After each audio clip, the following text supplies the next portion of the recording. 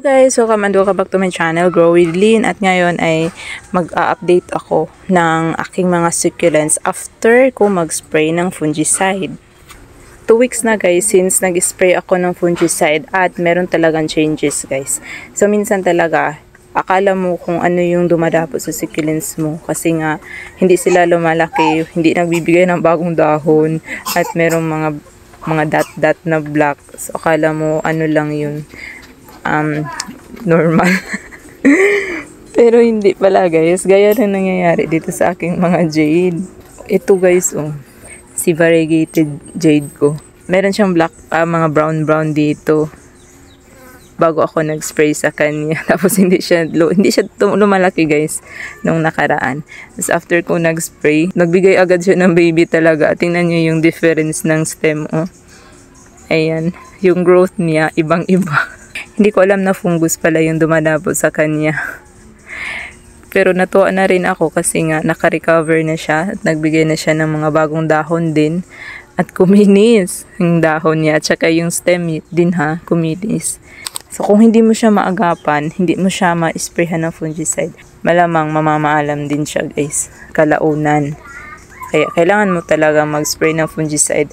At 2 weeks na, kailangan ko na rin mag-follow up sa kanila ng spray.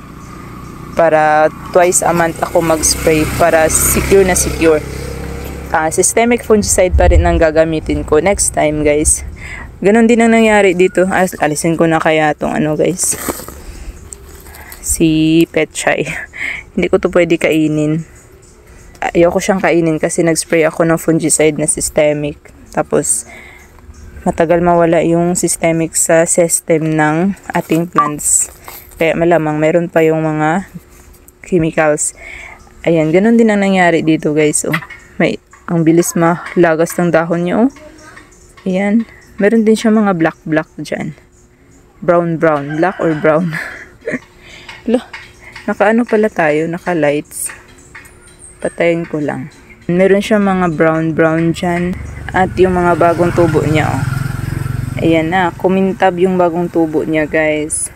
Ang bait pa naman itong si horseshoe. Meron din siya mealybugs. Yun din isa ko problema dito sa horseshoe ko. Pero yung mga inalagaan ko naman ng spray ng mealybugs guys, talagang kumonti yung mealybugs. Kailangan lang talaga ng alaga ng spray. Pag meron kang makita na mealybugs, spray na agad. Basta meron din problema na mga pest or fungus yung ating plants ay makapagpapabagal yun siya sa paglaki ng ating plants. At saka nakapagpapapangit din siya sa mga dahon ng ating plants talaga. Ito naman si Truffle Jade. Meron din siyang bagong growth at ayan, ang kinis ng bagong growth. Tingnan nyo yan. Ang kinis ng dahon. Kailangan talaga niya ng spray ng fungicide. Mostly sa jade ko yung may nakita akong problema. Itong isa. Ay, marami na siyang dry leaves. Ayan. Medyo okay naman ito siya guys. Matibay. Si Curly Jade. Ayan. Alisan ko yun mamaya ng mga dry leaves. Ito din si horseshoe guys. Ganon din siya. Meron din siyang black dati. Medyo hindi siya naka-recover pa guys. Ito na to ng manok na sagi. Tinanim ko lang dyan. Wala pa siya roots. Yan, umuulan.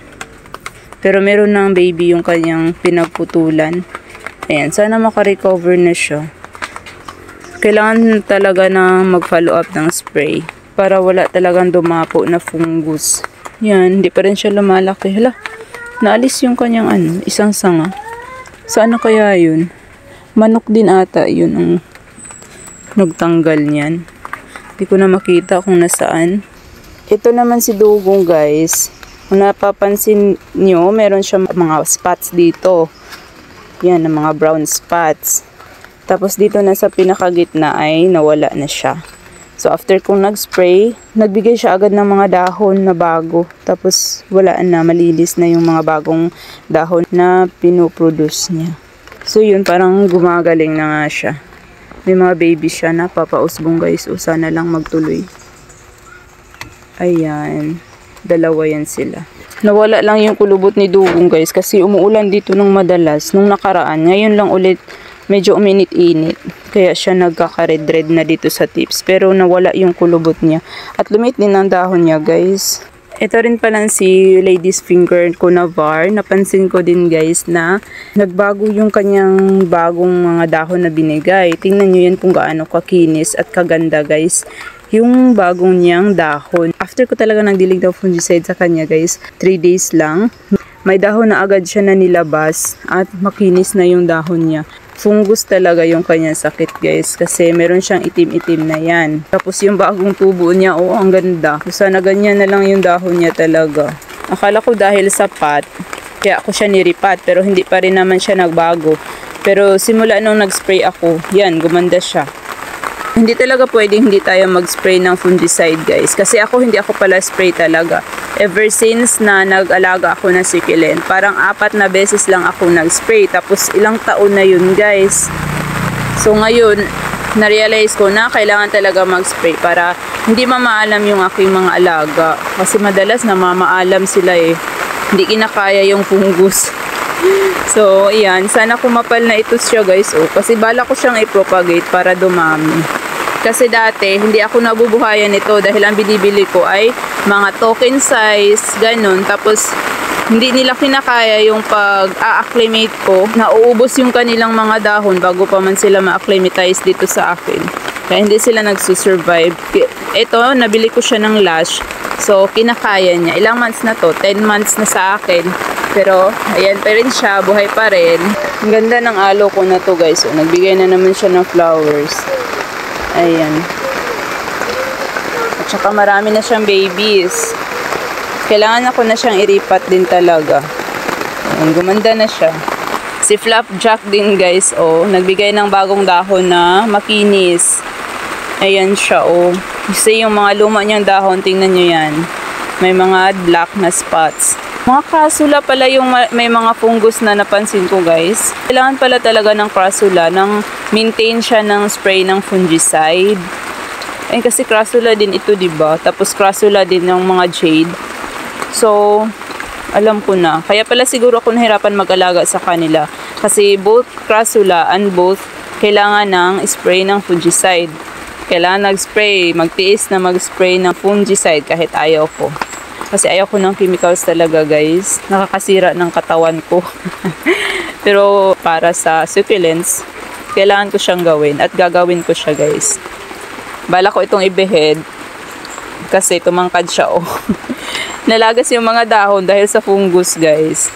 Crasula din itong sina barbecue. At saka sino ba yan? Basta, crasula din sila. Pero, hindi ko sila masyado nakikitaan ng mga black sa kanilang dahon. Pero, kailangan nila ng palaging dilig. Ayan, kasi napansin ko, simula nung didiligan ko sila ng madalas, ay madalas din na nagbibigay sila ng mga bagong dahon. Ayan, kagaya nito, oh, marami siyang bagong dahon na pinoproduce. Si variegated awayuki din, guys. Palagi ko siya nakikitaan ng mga dark na spots. Gaya niyan, oh. Yan, pero dati pa yan. May mga bago na siyang binigay na dahon simula noong nag-spray ako ng fungicide. So maselan si variegated awayuki. Kailangan niya din ng alaga ng spray ng fungicide. Habang tumatagal kayo sa pag-aalaga sa kanila, ma-observe nyo naman kung sino yung kailangan ng spray, hindi maarte, okay sa rain or shine, okay sa matlilim, okay sa kung saan.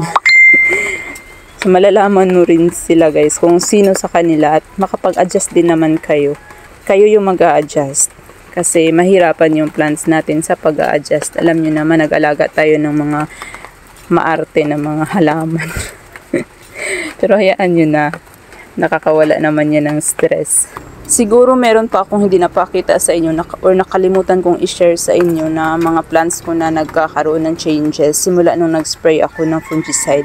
Pero at least, meron talaga ako nakikita na pagbabago sa kanila simula nung nag-spray ako ng fungicide. Pagbabago na gumanda, hindi yung pagbabago na pumangit, guys. So, that was it for today's video. Sana nag-enjoy kayo or meron kayo natutunan sa araw na ito. And see you on the next one. Like and subscribe. Love you very much. Love you.